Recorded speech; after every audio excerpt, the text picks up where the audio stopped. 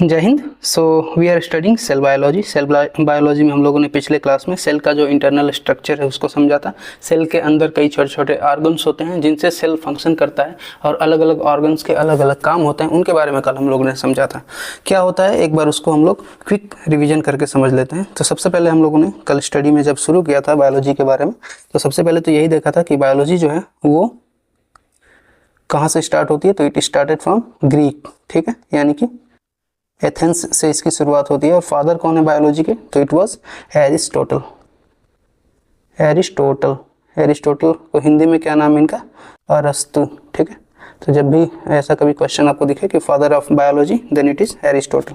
Biology के बारे में हम लोगों ने थोड़ा बहुत स्टडी करने के बाद जब आगे बढ़े थे तो देखे थे कि बायोलॉजी के फिर फर्दर कई ब्रांचेज हो जाती हैं, ठीक है।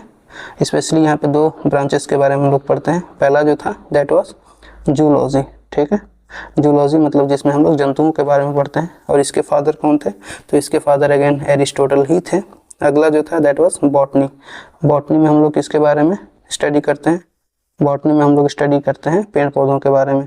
और इसके फादर जो थे वो कौन थे? तो वो थे थियोफ्रेस्टस। थियोफ्रेस्टस, ठीक। बायोलॉजी के बारे में इतना हम लोग जानने के बाद सबसे पहले जो सेल बायोलॉजी है उसकी शुरुआत हम लोगों ने करी थी और समझा था कि जो सेल बायोलॉजी है उसके फादर कौन है। तो सेल बायोलॉजी के जो फादर हैं, इसके फादर का नाम है रॉबर्ट हुक, ठीक है। तो सेल बायोलॉजी के फादर कौन है? That was Robert Hooke. Robert Hooke. हालांकि इन्होंने मरी हुई कोशिका के बारे में स्टडी किया था। वहीं जब हम बात करते हैं कि जीवित कोशिका के बारे में सबसे पहले स्टडी करने वाले इंसान कौन से, तो वो थे हम लोगों के एंटोनी वॉन लीवेनहॉक। इन्होंने सबसे पहले जीवित कोशिका के बारे में स्टडी किया था, इसलिए इनको क्या कहते हैं? Father of bacteriology. Father of bacteriology, ठीक है। इसके बाद हम लोगों ने यह भी देखा था कि कोशिका सिद्धांत किसने दिया था। तो कोशिका सिद्धांत दिए थे Schleiden and Schwann. Schleiden and Schwann दो ये साइंटिस्ट थे जिन लोगों ने कोशिका सिद्धांत या सेल थ्योरी दिया था। सेल थ्योरी, और उसमें बताया था कि हम लोगों की जो बॉडी है वो किससे बनी होती है। ये पूरी बॉडी जो है, our body is totally made up of cells. तो छोटे छोटे जो सेल्स होते हैं उनसे हम लोगों की पूरी बॉडी मिलकर के बनी होती है। ऐसा सिद्धांत सेल थ्योरी किसने दिया था? स्लाइडेन एंड स्वान ने दिया था। फिर आगे हम लोगों ने जब सेल के बारे में स्टडी करना शुरू किया था तो हम लोगों को कई सेल के अंदर छोटे छोटे ऑर्गन्स देखने को मिले थे। सबसे पहला हम लोगों ने माइट्रोकॉन्ड्रिया के बारे में स्टडी किया था। और माइट्रोकॉन्ड्रिया जो है उसे हम लोग क्या कहते हैं? तो power house of the cell, ठीक है। Power house of the cell, यानी कि सेल के शक्ति गृह या सेल के अंदर ऊर्जा गृह भी कह सकते हैं। ऐसा क्यों कहते हैं? क्योंकि ये पावर जनरेट कर रहा था। और कई तरह का पावर, जैसे एटीपी जो हम लोग भोजन करते हैं उससे ग्लूकोज लेता है, और जो हम सांस लेते हैं वहां से ऑक्सीजन लेता है सेल। और सेल के अंदर एटीपी क्रैब साइकिल चलती है। क्रैब साइकिल किसके अंदर होती है? तो माइट्रोकॉन्ड्रिया के अंदर होती है। और उसमें क्या होता है? उससे हम लोगों को एनर्जी का जनरेशन होता है, एटीपी का निर्माण होता है, एडिनोसिन ट्राइफॉस्फेट। उससे क्या होता है कि उससे हम लोगों की बॉडी को एनर्जी मिलती है, पूरे बॉडी को ऊर्जा मिलती है। माइट्रोकॉन्ड्रिया के बाद हम लोगों ने अगला जो था that was endoplasmic reticulum. Next जो हम लोगों ने पढ़ा था दैट वाज ER, शॉर्ट में इसको बोलते हैं। यहाँ पे हम लोगों ने इसमें दो तरह इंडोप्लाज्मिक रेटिकुलम की बात की थी। एक था स्मूथ इंडोप्लाज्मिक रेटिकुलम और दूसरा था रफ इंडोप्लाज्मिक रेटिकुलम। तो स्मूथ इंडोप्लाज्मिक रेटिकुलम और rough endoplasmic reticulum. Smooth endoplasmic reticulum ये किस चीज का सिंथेसिस करता था? तो ये करता था फैट का सिंथेसिस, ठीक है। वहीं पे जो रफ इंडोप्लाज्मिक रेटिकुलम है इसके ऊपर हम लोगों को राइबोसोम देखने को मिलता है, ठीक है। राइबोसोम के छोटे छोटे टुकड़े यहाँ पे आपको देखने को मिलेंगे। और वो फिर क्या करते हैं? तो राइबोसोम प्रोटीन का सिंथेसिस करता है, ठीक है। प्रोटीन का सिंथेसिस कहाँ पे होता है? तो राइबोसोम के ऊपर होता है। इसीलिए राइबोसोम को हम लोग क्या कहते हैं? तो इसको हम लोग protein factory of the cell कहते हैं। Protein factory of the cell, ठीक है। इंडोप्लाज्मिक रेटिकुलम के बाद हम लोगों ने अगला जो था दैट वाज गोल्जी बॉडी। और गोल्जी बॉडी का काम क्या था? तो it was transportation of energy packets. जो एनर्जी जनरेट हुआ था प्रोटीन या फिर जो माइटोकॉन्ड्रिया के द्वारा जो एनर्जी जनरेट की गई थी उसको ट्रांसपोर्ट करना सेल के अदर पार्ट्स में, जो अलग अलग सेल्स हैं उन सब तक डिस्ट्रीब्यूट करना, अलग अलग प्रकार की जो सेल्स हम लोगों की बॉडी में है उन तक डिस्ट्रीब्यूट करने का जो काम है वो गोल्जी बॉडी का है। ठीक है, गोल्जी बॉडी के बाद हम लोगों ने किसके बारे में स्टडी किया था, तो that was about lysosome. Lysosome, और लाइसोसोम का काम क्या था, तो लाइसोसोम का काम था जितने भी, इसको हम लोग क्या कहते हैं, suicide bomb of the cell, तो सुसाइड बम इसको क्यों कहते हैं, क्योंकि इसके अंदर एक हाइड्रोलिटिक एंजाइम होता है जिसकी मदद से क्या करता है कि जो भी सेल्स जो अनयूज्ड हैं या जिनको काम में नहीं आने वाली हैं, खराब हो गई हैं, डिस्टर्ब हो गई हैं सेल, उनको क्या करता है, किल करता है, अपने हाइड्रोलिटिक एंजाइम को उनके ऊपर छिड़कता है जिससे कि उनकी डेथ हो जाती है और वो खत्म हो जाते हैं, एग्जिस्टेंस उनका खत्म हो जाता है। जैसे कि हमारे शरीर में यदि कहीं चोट लग जाए और चोट होने के बाद वहाँ पे जो स्किन है वो डिस्टर्ब हो जाती है, स्किन डिस्टर्ब होने के बाद हम लोग क्या करते हैं, तो हम लोग कुछ नहीं करते बल्कि सेल के अंदर जो लाइसोसोम होता है वो पूरा काम करता है। वो क्या करेगा, अपना हाइड्रोलिटिक एंजाइम वहाँ पे छिड़केगा और जो भी डेड सेल्स हैं उनको मिटाने का काम शुरू कर देगा, उनको डाइजेस्ट करने का काम शुरू कर देता है। लाइसोसोम के बाद हम लोगों ने स्टडी किया था किसके बारे में, तो इट वाज सेंट्रोसोम। सेंट्रोसोम में हम लोगों ने देखा था कि ये सेल डिवीजन का काम करता है। तो यहाँ पे क्या होता है, सेल डिवीजन किसके द्वारा होता है, तो ये होता है सेंट्रोसोम के द्वारा। और सेंट्रोसोम कहाँ पे नहीं पाया जाएगा, तो हम लोगों ने देखा था कि ब्रेन सेल्स जो होती हैं उनमें सेल डिवीजन नहीं होता है, ब्रेन सेल में सेल डिवीजन नहीं होता है। तो लाइसोसोम सेंट्रोसोम कहाँ पे नहीं पाया जाएगा, तो ब्रेन सेल्स में सेंट्रोसोम की प्रेजेंस नहीं होती है। ठीक है,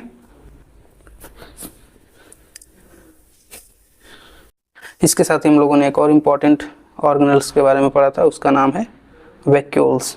और वैक्यूल्स क्या करते हैं, तो ये एनर्जी और वाटर, स्पेशली वाटर जो होता है उसको स्टोर करके रखते हैं। और पेड़ पौधों की जो कोशिकाएं होती हैं, पादप कोशिका जो होती है, प्लांट्स सेल होती हैं, उसमें जो वैक्यूल्स का साइज होता है वो काफ़ी बड़ा होता है। ठीक है, तो ये जो वैक्यूल्स होती हैं वो क्या करती हैं, एनर्जी स्टोर करके रखती हैं और साथ ही साथ वाटर को स्टोर करके रखती हैं। और ये बिग होती हैं, किसमें, बड़ी होती हैं, किसके अंदर, तो प्लांट सेल्स में इनका साइज जो होता है वो एनिमल सेल्स के अलावा तुलना में बड़ा होता है। ठीक है, तो प्लांट सेल्स में इनका साइज वो बड़ा होता है। ठीक, तो ये हम लोगों ने कल इतना रिवाइज कर लिया, कल का जो हम लोगों ने पढ़ा था उसको एक क्विक रिवीजन कर लिया। आज हम लोग आगे बात करेंगे, जो आगे के ऑर्गन्स बचे हुए हैं उनके बारे में स्टडी करेंगे। तो जो नेक्स्ट ऑर्गन है दैट इज प्रोटोप्लाज्म। तो प्रोटोप्लाज्म क्या है, नाम से आपको समझ में आ रहा होगा कि कुछ प्लाज्मा लाइक स्ट्रक्चर हो गई है। प्लाज्मा बोले तो प्लाज्मा मतलब कि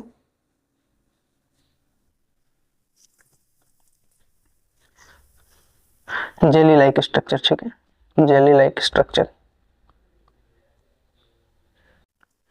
अब ये जेली लाइक स्ट्रक्चर किससे मिलकर बना होता है, तो ये मिलकर बना होता है वाटर, प्रोटीन, लिपिड यानी कि फैट और कार्बोहाइड्रेट्स, इसके साथ ही कुछ आयंस भी इसमें होते हैं और इन सब से मिलकर के ये जेली लाइक स्ट्रक्चर तैयार होता है जो कि पूरे सेल के अंदर भरा हुआ होता है। ये जो सेल दिख रहा है, सेल का जो यहाँ पे सेल मेम्ब्रेन है, आउटर लेयर, इसके अंदर आपको देखने को मिलेगा कि एक फ्लूइड है, वो फ्लूइड यहाँ पे पूरा इक्वली रूप से चारों तरफ डिस्ट्रीब्यूटेड होता है। और इसी की वजह से इसके सेल के अंदर जितने भी ऑर्गेनल्स हैं, जैसे कि माइटोकॉन्ड्रिया है, सेंट्रोसोम है, लाइसोसोम है, ये सारे के सारे आपस में डिस्टर्ब नहीं होते, एक दूसरे के साथ कोलाइड नहीं करते, फ्रिक्शन इनके अंदर सबसे कम रहता है। और जब फ्रिक्शन नहीं रहेगा तो पूरी की पूरी मशीनरी जो है सेल के अंदर की वो एक स्मूथ तरीके से काम करती है। याद कीजिए, यदि हम लोग के जो नॉर्मल लाइफ में कभी ऐसी मशीन्स जैसे कि एक पंखा है, ठीक है, यहाँ पे एक फैन लगा लटका है, तो यदि ये खराब हो जाता है या फिर ऐसा इसमें आपको जब इससे आवाज़ें निकलनी शुरू करती हैं तो फिर हम लोग क्या करते हैं, इसमें इसकी ग्रीसिंग करते हैं, इसमें कुछ ऑयल डालते हैं या फिर ग्रीस लगाते हैं, जिसकी वजह से क्या होता है कि इसमें इसका फ्रिक्शन कोफिशिएंट या फ्रिक्शन जो है वो कम हो जाता है। फ्रिक्शन कम होने की वजह से इसमें स्मूथनेस आ जाती है और हमारी जो मशीन है वो काफ़ी लंबे समय तक अच्छे से काम करती है। ठीक वैसा ही हाल आपको यहाँ पे देखने को मिलेगा एक्सेल के अंदर। यहाँ के अंदर भी आपको छोटे छोटे कल पुर्जे दिखाई दे रहे हैं, जैसे माइटोकॉन्ड्रिया है, सेंट्रोसोम है, लाइसोसोम है, गोल्गी बॉडी है, इंडोप्लाज्मिक रेटिकुलम है, न्यूक्लियस है। अब इन सब के अंदर क्या है कि ये अगर आपस में कोलाइड करेंगे या फ्रिक्शन करेंगे तो इनका भी जो वर्किंग एफिशिएंसी है वो रिड्यूस हो जाएगा, ये ढंग से काम नहीं कर पाएंगे। तो इसलिए इसके अंदर ये जो प्रोटोप्लाज्म है ये प्रोवाइड करता है, स्नेहक का काम करता है, एक स्मूथनेस का काम करता है और इसकी वजह से ये जो पूरी सेल है वो प्रॉपरली फंक्शन करती है। यहाँ पे फर्दर इसका यदि आप क्लासिफिकेशन देखेंगे तो जो प्रोटोप्लाज्म इसको हिंदी में जीव द्रव्य बोलते हैं, जीव द्रव्य, और ये दो तरीके का होता है, एक होता है न्यूक्लियस के अंदर और एक होता है पूरे सेल के अंदर। तो यहाँ पे आप यदि इसका क्लासिफिकेशन देखें तो ये देखिए, ये पूरा सेल का सेल मेम्ब्रेन है यानी कि आउटर लेयर, और इसके अंदर आपको देखने को मिल रहा होगा कि यहाँ पे फ्लूइड पूरा चारों तरफ फैला है, ठीक है।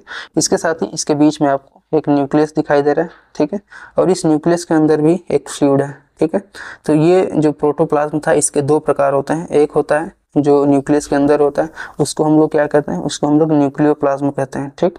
वहीं पे जो सेल के अंदर यानी कि सेल मेम्ब्रेन और न्यूक्लियोप्लाज्म के बाहर के वाला जो हिस्सा है, ये वाला हिस्सा, यहाँ पे जो द्रव्य भरा हुआ है उसको हम लोग साइटोप्लाज्म कहते हैं। तो सेल के अंदर जो भरा है उसको हम लोग साइटोप्लाज्म बोलेंगे और न्यूक्लियस के अंदर जो भरा है उसको हम लोग क्या करेंगे, न्यूक्लियोप्लाज्म कहेंगे।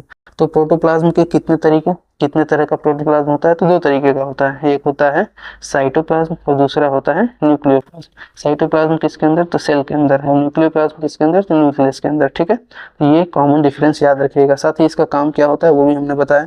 यहाँ पे देखिए, contains various organelles like mitochondria, endoplasmic reticulum, Golgi bodies. तो इन सब को कौन कंटेन करके रखा है, किसने इन लोगों को स्मूथनेस प्रोवाइड करी है, तो वो है साइटोप्लाज्म। ये जो साइटोप्लाज्म वाला हिस्सा है यहाँ पे इन सबको बढ़िया स्मूथनेस मिल रही है साइटोप्लाज्म की वजह से। वहीं न्यूक्लियोप्लाज्म के अंदर कई सारे और जेनेटिक मटेरियल वाले कोड्स होते हैं, जैसे कि यहाँ पे डीएनए आपको देखने को मिलेगा, कई क्रोमेटिन देखने को मिलेगा। तो यहाँ पे कौन स्मूथनेस प्रोवाइड कर रहा है, तो यहाँ पे न्यूक्लियोप्लाज्म, न्यूक्लियस के अंदर न्यूक्लियोप्लाज्म स्मूथनेस प्रोवाइड कर रहा है, जिससे कि न्यूक्लियस के अंदर के जितने भी ऑर्गेनल्स हैं वो प्रॉपर रूप से फंक्शन कर सके, अच्छे से काम कर सके, ठीक है। तो ये हम लोगों ने प्रोटोप्लाज्म यानी कि जीव द्रव्य के बारे में पढ़ा। जीव द्रव्य को बेसिकली यदि आप इसको हिंदी में इसका अनुवाद देखें तो इसको बोलते हैं जीव द्रव्य यानी कि liquid of life, liquid of life यानी कि जीवन का द्रव्य। इसको ऐसा क्यों कहा गया है कि इसके बिना क्योंकि जीवन पॉसिबल ही नहीं रहेगा। यदि ये प्रेजेंट नहीं रहेगा तो इससे क्या होगा कि जितने भी ऑर्गन्स हैं वो एफिशिएंटली काम नहीं करेंगे और फिर उसकी वजह से हम लोग की जो लाइफ है that will not properly function. क्योंकि सेल के अंदर की एक्टिविटी नहीं होगी तो सेल के अंदर जब कुछ काम ही नहीं होगा तो हमारी बॉडी ही फंक्शन नहीं करेगी। क्योंकि सेल जो है वो क्या था, बेसिक यूनिट था, क्या था, हमारी पूरी बॉडी के अंदर जो स्ट्रक्चर और फंक्शन हो रहा है उसका बेसिक यूनिट था। और जब ये यूनिट ही नहीं होगा, अच्छे से काम नहीं करेगा, तो फिर हमारी पूरी बॉडी ही फंक्शन नहीं करेगी और फिर हम लोगों की डेथ हो जाएगी। यहाँ पे आप देख सकते हैं कि जब हम लोगों के बॉडी के अंदर वाटर की कमी होती है, जो कि इसी जीव द्रव्य के रूप में हमारे पूरे सेल्स के अंदर प्रेजेंट रहता है, तो यदि 2% वाटर की कमी हो जाए तो ऐसे में हम लोगों को बहुत तेज प्यास लगती है, इतना ज़्यादा थ्रस्ट लगेगा आपको, इतना ज़्यादा प्यास लगेगी। तो उसके लिए हम लोगों को पानी लगातार पीते रहना चाहिए। वहीं पे यदि 5% पानी की कमी हो जाए हमारे बॉडी के अंदर, तो 5% पानी की कमी के स्थिति में हम लोग बीमारियों से ग्रसित होने लगेंगे। जैसे कि जो एक इम्पॉर्टेंट बीमारी है जिसका नाम है डायरिया। डायरिया जब होता है कब, जब हम लोगों के बॉडी में 5% से ज़्यादा पानी की कमी हो जाती है तब। तो ऐसे में हम लोगों को मेंटेन रखना चाहिए, हमारे अंदर बॉडी में ज़्यादा से ज़्यादा वाटर इनटेक लेते रहना चाहिए। कम से कम प्रतिदिन 5 से 6 लीटर वाटर, ये एक एवरेज किसी भी पर्सन को पीते रहना चाहिए। इससे ज़्यादा आप बढ़ा सकते हैं तो that is well and good. वो हमारे हेल्थ को काफ़ी ज़्यादा इन्हांस करेगा, हमारी बॉडी के अंदर पानी की कमी को ख़त्म करेगा। इससे हमारे जो डिहाइड्रेशन की प्रॉब्लम्स हैं, डायरिया और डेजीनेस वाली जो प्रॉब्लम्स हैं, ये ख़त्म हो जाएगी, ये मिनिमम हो जाएगी। वहीं पे यदि आप बात करेंगे 5% से यदि पानी की कमी आगे बढ़ती है और 15% तक हो जाती है तो ऐसी स्थिति में डेथ संभव है, यानी कि डायरिया से आपका मृत्यु तय है। ऐसे में आपको देखने को मिलेगा कि इतिहास में कई बड़े बड़े राजा हुए, जैसे कि अकबर हुआ, ये डायरिया से मरा था। समझ लीजिए इतनी बड़ी और बुरी बीमारी होती है, यदि शरीर में पानी की कमी हो गई तो फिर आपकी डेथ निश्चित है। तो ये है हमारे शरीर में जीव द्रव्य की इम्पोर्टेंस, जो प्रोटोप्लाज्म है उसकी इम्पोर्टेंस। यदि प्रोटोप्लाज्म पानी का जो रूप है इसके अंदर, सेल के अंदर, यदि इसमें कमी होगी तो फिर हम लोगों की डेथ निश्चित है। तो हम लोगों ने सेल के बारे में समझ लिया और सेल में स्पेशली जो प्रोटोप्लाज्म है, जीव द्रव्य है, क्यों जीव द्रव्य कहते हैं इसके बारे में समझ लिया। आगे बढ़ते हैं और समझते हैं अगले ऑर्गेनल्स को जिसका नाम है सेल वॉल।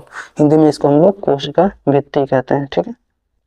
सेल वॉल यानी कि कोशिका की दीवार, एक तरह का दीवार होता है जो सेल मेम्ब्रेन के ऊपर होता है। तो सेल मेम्ब्रेन आपको दोनों सेल्स में दिखाई देगा, चाहे प्लांट सेल्स हो या एनिमल सेल्स हो। लेकिन जब सेल वॉल की बात आती है तो ये स्पेशली आपको प्लांट सेल्स में ही दिखाई देता है। फॉर एग्जांपल आप यदि यहाँ पे अंदर वो देखें तो यहाँ पे आपको एक यहाँ पे स्ट्रक्चर आपको दिख रहा होगा, ये ठीक है, ये बेसिकली सेल मेम्ब्रेन है जो हर एक सेल में होगा, चाहे प्लांट सेल हो या एनिमल सेल हो, हर एक सेल में सेल मेम्ब्रेन प्रेजेंट होता है। लेकिन यहीं पे आपको एक और भी लेयर दिखाई दे रही होगी जो बाहर आपको हार्ड और थोड़ी सी ज़्यादा डार्क ग्रीन दिखाई दे रहा है। तो ये वाली जो लेयर है ये बेसिकली कौन सी लेयर है, तो ये लेयर है सेल वॉल की, ठीक है। और ये सिर्फ और सिर्फ प्लांट सेल्स में प्रेजेंट होती हैं, जिसकी वजह से प्लांट सेल्स आपको थोड़े हार्ड दिखाई देंगे, हार्ड महसूस होंगे। किसकी तुलना में? तो जो एनिमल सेल्स होते हैं उनकी तुलना में प्लांट सेल्स थोड़े हार्ड दिखाई देंगे। इसीलिए आपको प्लांट्स जो होते हैं जब इनकी सेल डेड हो जाती है तो आपको देखने को मिलेगा कि जो डेड सेल होती है प्लांट्स की वो काफ़ी ज़्यादा हार्ड होती है। वहीं पे जब हम बात करते हैं एनिमल सेल्स की, तो एनिमल सेल्स और एनिमल सेल्स की जो सॉफ्टनेस होती है उसमें चूँकि सेल वॉल नहीं है, उसकी वजह से जो एनिमल सेल्स की जो सॉफ्टनेस है वो बहुत ही ज़्यादा होती है सेल प्लांट सेल्स की तुलना में। यदि आप बात करेंगे यहाँ पे सेल वॉल की, तो ये बना होता है, अलग अलग कंपोजिशन होता है इसका। ये जैसे प्लांट्स के अंदर सेल वॉल जो है वो सेलुलोज का बना होता है, वहीं फंजाई के अंदर जो है सेल वॉल वो काइटिन का बना होता है, और बैक्टीरिया के अंदर पेप्टिडोग्लाइकन का बना होता है।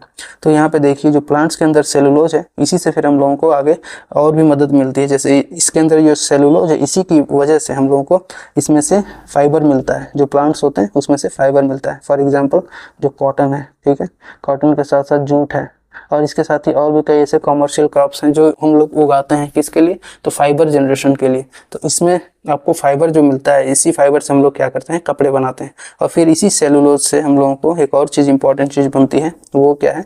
तो दैट इज़ नोट्स। तो करेंसी जो प्रिंट होती हैं, ठीक है, ये इनके अंदर भी सेलुलोज की मात्रा काफ़ी ज़्यादा होती है। सेलुलोज क्यों डालते हैं? क्योंकि यदि नॉर्मल पेपर रहेगा करेंसी के अंदर तो उसके टूटने फटने के चांसेस ज़्यादा हैं। यानी कि यदि पानी उस पर पड़ा, वाटर के ड्रॉपलेट्स यदि पड़ी, तो वो तुरंत गल जाएगा, ख़त्म हो जाएगा, यदि सिर्फ और सिर्फ कागज़ रहा तो।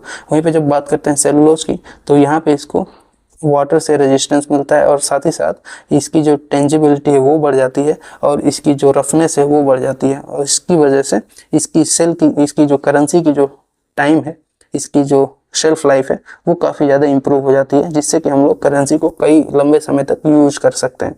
तो करेंसी किससे बनी होती है? इसके अंदर किसका यूज होता है?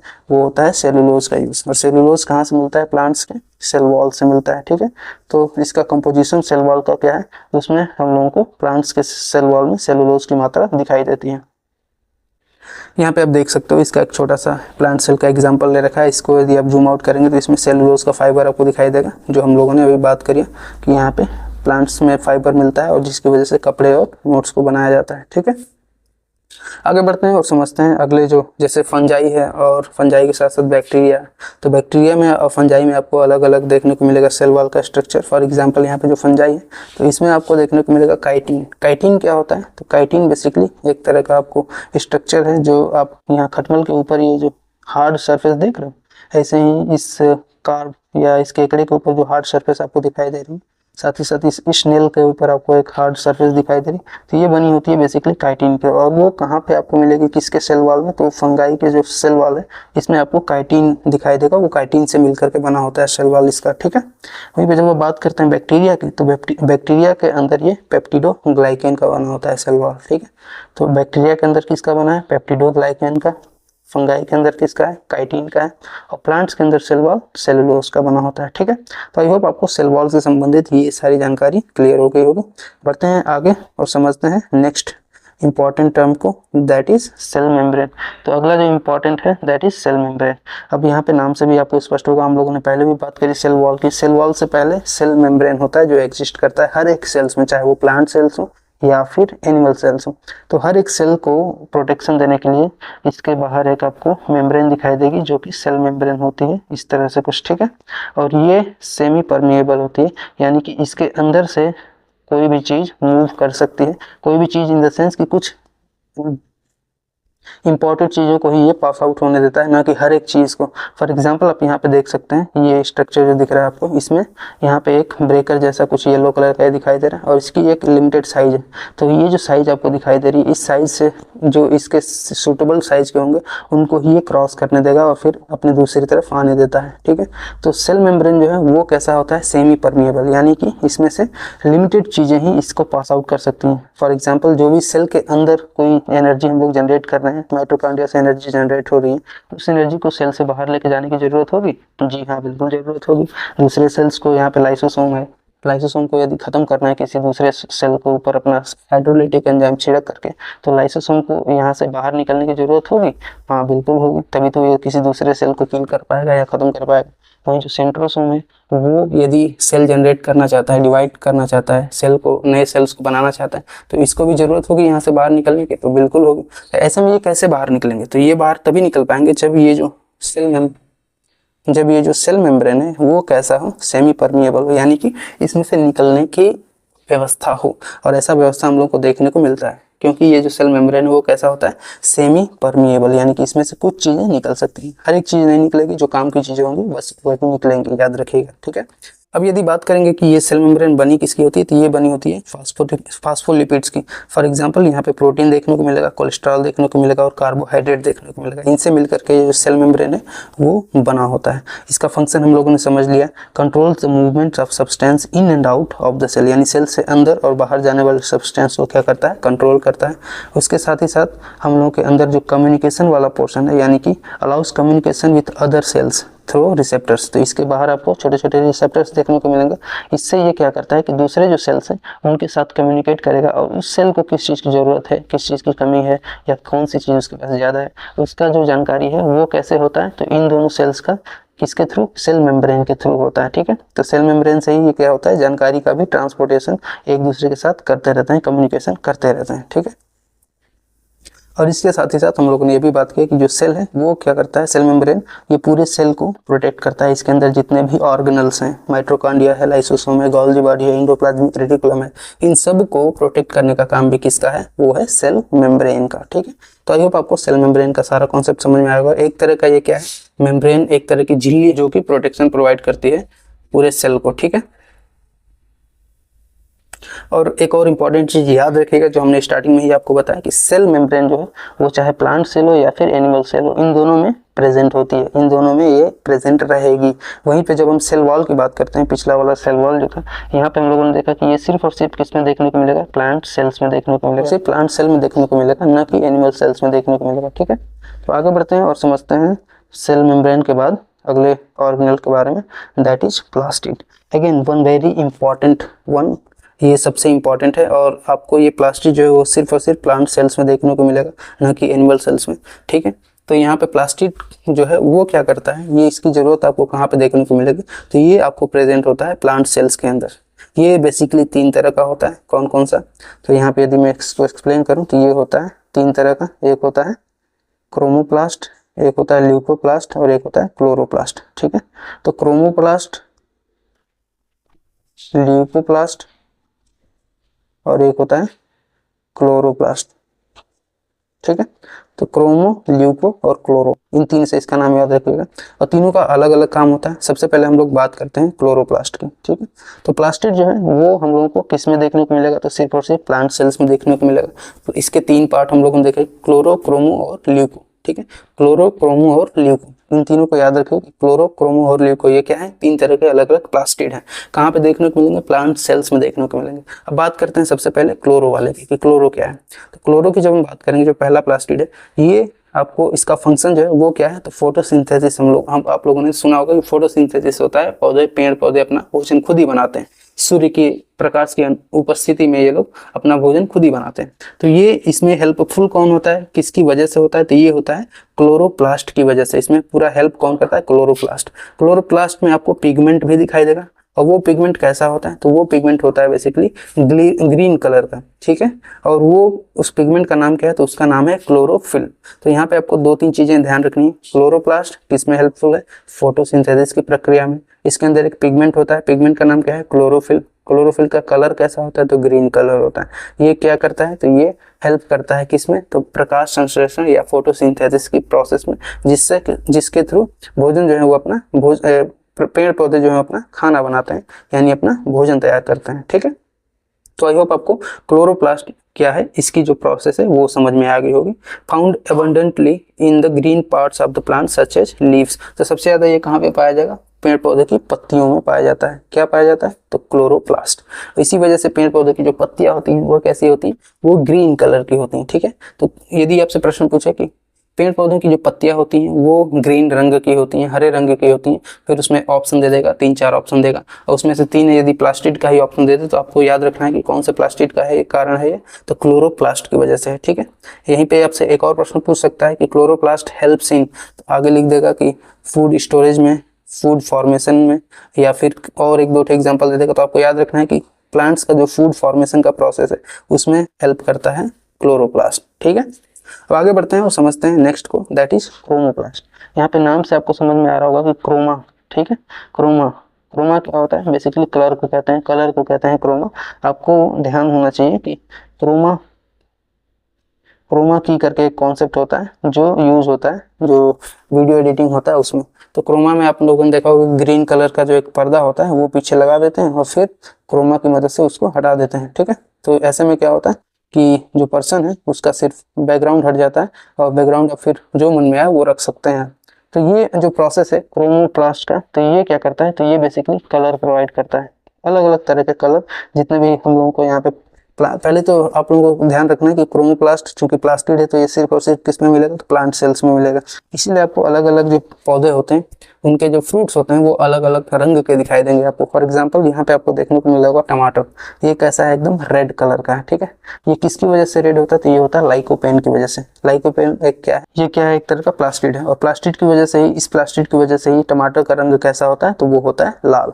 तो हम लोगों ने पिगमेंट्स की बात करी थी, क्लोरोफिल जो हम लोगों ने देखा था कि क्लोरोप्लास्ट में, उसमें पिगमेंट का कलर कैसा होता है, उसमें ग्रीन होता है। इसमें भी पिगमेंट्स होते हैं अलग अलग तरह के, तो इन जो पिगमेंट्स हैं इनका कलर अलग अलग रहता है। फॉर एग्जांपल यहाँ पे हम लोगों ने टमाटर का देखा, तो टमाटर का पिगमेंट कैसा था, लाइकोपेन की वजह से ये एकदम रेड कलर का होता है।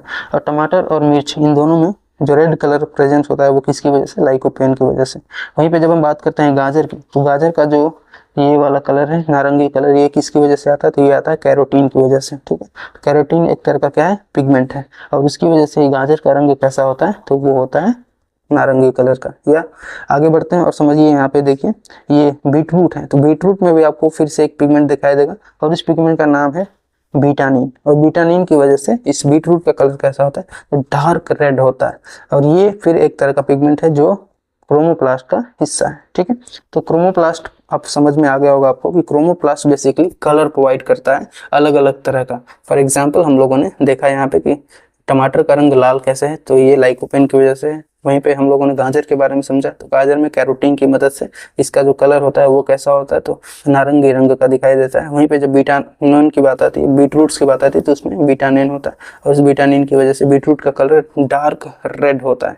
वहीं पे कई अलग अलग पौधे, अलग अलग फ्रूट्स होते हैं, फ्लावर्स होते हैं। फॉर एग्जाम्पल आपको मैंगो का फ्लावर देखेंगे, मैंगो का फ्रूट जब आप देखेंगे तो मैंगो का फ्रूट एकदम ये रेडिश होता है और येलो होता है। स्टार्टिंग में वो ग्रीन होता है क्योंकि उसमें क्लोरोफिल होता है, लेकिन बाद में धीरे धीरे वो पकता है और वो पकने के बाद जेंथोफिल जो होता है उसमें वो पिगमेंट की वजह से ये कैसा हो जाता है, इसका कलर तो येलो हो जाता है, पूरे आम का कलर। तो इसलिए आपको थोड़ा ध्यान रखिए कि लाइकोपेन, कैरोटीन, बीटानिन और जेंथोफिल ये क्या है, ये अलग अलग तरह के पिगमेंट्स हैं जो प्रेजेंट होते हैं क्रोमोप्लास्ट में। और क्रोमोप्लास्ट क्या करता है, कलर प्रोवाइड करता है। जितने भी फ्रूट्स वेजिटेबल्स हैं इन सबको कलर प्रोवाइड करता है। ये किसका पार्ट है, तो ये पार्ट है प्लास्टिड का। प्लास्टिड में हम लोगों ने पहला किसको समझा, तो पहला हम लोगों ने समझा क्लोरोप्लास्ट को। इसका कलर कैसा होता है, तो ग्रीन कलर का होता है। वहीं पे अगला जो प्लास्टिड है दैट इज क्रोमोप्लास्ट। क्रोमोप्लास्ट क्या करता है, जो एक कलर प्रोवाइड करता है। किस तरह का कलर प्रोवाइड करेगा, तो हम लोगों ने देखा कि ये लाइकोपेन जो है वो टमाटर और मिर्च में रेड कलर प्रोवाइड करता है। कैरोटीन जो है वो गाजर को नारंगी रंग प्रोवाइड करता है। वहीं बीटानिन जो है वो डार्क रेड कलर प्रोवाइड करता है, किसको, बीटरूट्स को। जेंथोफिल की वजह से कई जो फल फूल होते हैं उनके जो कलर होते हैं वो येलो कलर होते हैं, ठीक है। तो आई होप आपको क्रोमोप्लास्ट भी समझ में आ गया होगा। अब आगे बढ़ते हैं और अगले प्लास्टिड के बारे में समझते हैं। हम लोगों ने देखा था 3 प्लास्टिड होते हैं, एक होता है क्लोरोप्लास्ट, एक होता है ल्यूकोप्लास्ट, एक होता है क्रोमोप्लास्ट। तो क्लोरोप्लास्ट और क्रोमोप्लास्ट हम लोगों ने समझ लिया। अब बचा हुआ है जो ल्यूकोप्लास्ट। तो ल्यूकोप्लास्ट के बारे में समझते हैं। देखिए ल्यूकोप्लास्ट जो है, ल्यूकोप्लास्ट बेसिकली इसमें कोई पिगमेंट नहीं होता, पिगमेंट खत्म। पिगमेंट नहीं है तो इसमें कोई कलर होगा क्या, नहीं, बिल्कुल कोई कलर नहीं होगा। तो इसका क्या मतलब है, यानी ल्यूकोप्लास्ट जो है वो कलर नहीं प्रोवाइड करता है बल्कि वो फूड स्टोर करके रखता है, ठीक है। तो ये फूड स्टोर कैसे करता है, तो ये बेसिकली आपको देखने को मिलेगा कि जड़ों में, तनाओं में, पत्तियों में और बीजों में, इन सब में भोजन को स्टोर करता है। ये भोजन का फॉर्म भी अलग अलग हो सकता है। ये फूड जो हम लोगों ने बोला कि ये फूड स्टोर करता है, तो इसका फूड का स्टाइल भी अलग अलग हो सकता है। फॉर एग्जांपल यहाँ पे आपको देखने को मिल जाएगा कि यहाँ पे ऑयल है, तो ये ऑयल की तरफ अपने अंदर एनर्जी या फूड को स्टोर करके रख सकता है। इसके साथ यहाँ पे दालें हैं तो प्रोटीन के रूप में भी स्टोर करके रख सकता है। इसके साथ यहाँ पे आलू है यानी कि स्टार्च के रूप में भी अपने यहाँ पे ये फूड्स को स्टोर करके रख सकता है। तो इस तरह से आपको अलग अलग चीज़ें देखने को मिलेंगी कि जो ल्यूकोप्लास्ट है वो फूड को स्टोर करके रखता है। कैसे स्टोर करके रख सकता है? तो ऑयल के रूप में, प्रोटीन के रूप में, स्टार्च के रूप में, अलग अलग जगह पे स्टोर करके रख सकता है। और सबके अलग अलग एग्जांपल्स भी देखें तो सीड्स के अंदर जो फूड का स्टोरेज होता है वो किसके रूप में होता है? तो वो ऑयल के रूप में होता है। और ये कौन स्टोर करके रखा है? तो ये स्टोर करके रखा है ल्यूकोप्लास्ट। वहीं पर जब दालें हैं तो दालों में फूड को कैसे स्टोर करके रखा गया? तो यहाँ पे प्रोटीन के रूप में स्टोर करके रखा गया। और ये कौन स्टोर करके रखा है? तो अगेन ल्यूकोप्लास्ट वो स्टोर करके रखा हुआ है यहाँ पे। वहीं पे जब हम बात करेंगे आलू के अंदर किस तरह का फूड है, तो इसके अंदर स्टार्च है, उसको कहाँ पे स्टोर, किसने इसको स्टोर करके रखा है? तो अगेन ल्यूकोप्लास्ट स्टोर करके रखा है। ठीक है, तो आप इन सब बातों का ध्यान दीजिए। और साथ ही आपको एक इंपॉर्टेंट चीज़ याद रखनी है, दैट इज ल्यूकोप्लास्ट पिगमेंटलेस होता है। यहाँ पे कोई भी कलर आपको देखने को नहीं मिलेगा। ठीक है, तो यहाँ पे आप देख सकते हैं कि commonly found in the parts of plants where storage is needed, for example roots, tubers, seeds and fruits. तो फलों वगैरह में, इन सब में कहाँ पे ये प्रेजेंट होता है? ल्यूकोप्लास्ट। और जो क्या करता है? फूड को स्टोर करके रखता है। यहाँ पे देख सकते हैं कि अमाइलोप्लास्ट जो है वो स्टार्च को स्टोर करके रखता है, जैसे आलू का एग्जांपल हम लोगों ने देखा।